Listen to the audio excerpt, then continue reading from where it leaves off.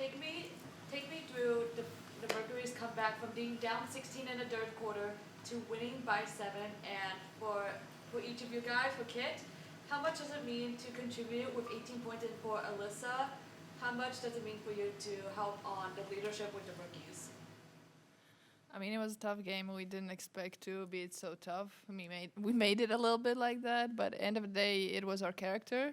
We came back with the character, which is the fighting spirit we have.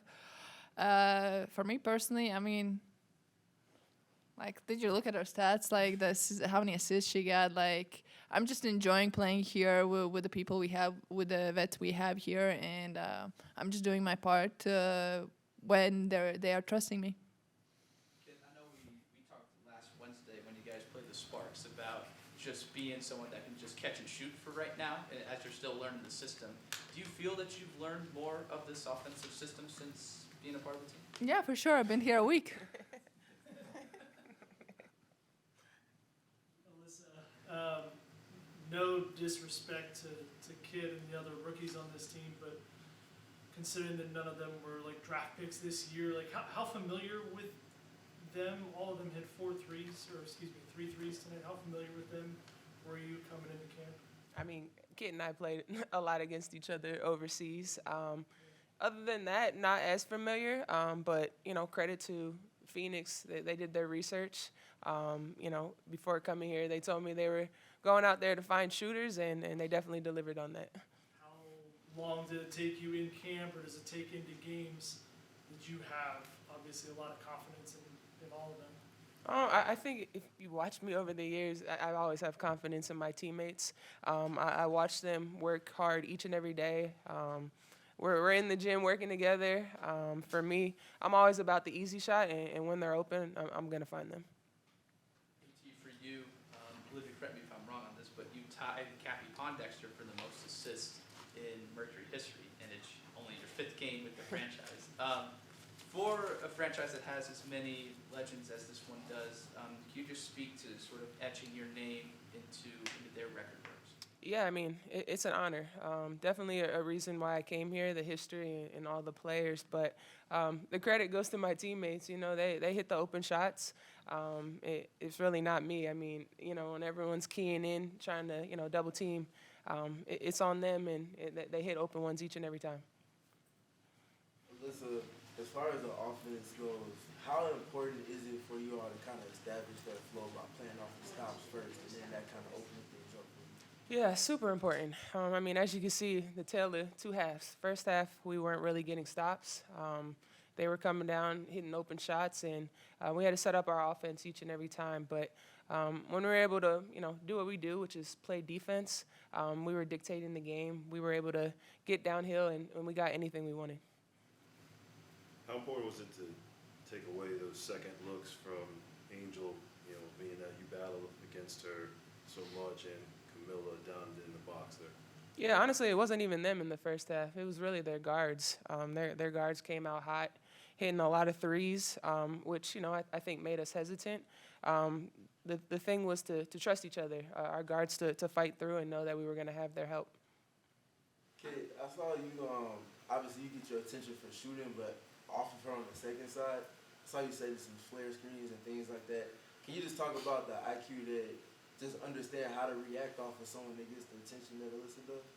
I mean, it's just making us all get in a flow. Like AT, Satu, they get the most attention on on our offense and defensively. So for us, it's just helping them make the plays, getting a rhythm in the offense, and making team plays. That's how people get 15 assists. Clearly. I'm sure you all would like your fourth quarters to be a little less stressful, but how important is it to have these experiences and be able to fight back late in games this early in the season? I think it shows our character. It shows that we're ready to fight and come back. Obviously, it's not ideal to get ourselves in trouble in the first place, but at the end, it shows that we're capable of coming back, and we're just fighters. We're not gonna just back down and let it go and move on to the next one. That's not gonna happen. So I think we should be proud of ourselves. And obviously, the fans were amazing tonight. They pushed us, and that also helps. Also, Coach often talks about you throwing strikes right into the shooter's pocket, not have the shooter readjust. early in your career, like, was there someone that influenced your passing? Yeah, probably my time at Maryland. My assistant coach, Coach Atkins, you know, no matter if we were working out, playing the game, he was always about throwing the perfect pass for shooters. You know, they work so hard to, you know, get open and do their work. So my job was to always, you know, be on time and on target. So definitely got to credit him for that. Kit, the way that you guys were all hitting shots in the fourth quarter, can you feel kind of the energy and the momentum building when it's all of you doing it? Yeah, of course. As I said, the fans help. Like, the hype is there. The atmosphere is amazing. We're just enjoying it. And it just, you know, pushes you. It keeps pushing you. You hit one shot and you have the confidence to take the next one. We'll do one more. Alyssa, last year you said during the playoffs against the Fever that you had never dealt with the level of fans of throwing racial slurs to the teams on the floor and such. You never experienced that. The W just released a statement earlier today about the Fever Sky season opener, saying that they couldn't find anything through their investigation, you know, sanctions. I mean, for substantiated from the information that they gathered. So, does it make you feel any type of way when fans try to act like they're vindicated in a way that they're nothing, and that you experienced whatever that is, the racial slurs and stuff? Yeah, I think as a league, we stick together as players. You know, if she said she heard it, then, you know, we believe her. I believe her. I've heard a lot of things from the fans, and I think, you know, it's about basketball, and I think people have taken it too far. You know, people come to games and think they can say and do anything they want, and it's unacceptable. It's something that we're going to continue to fight for, regardless if they found anything or not. I know there's a lot of players that have heard a lot of things, so we're just going to continue to support each other in that matter. Thanks, Nancy. Thank you.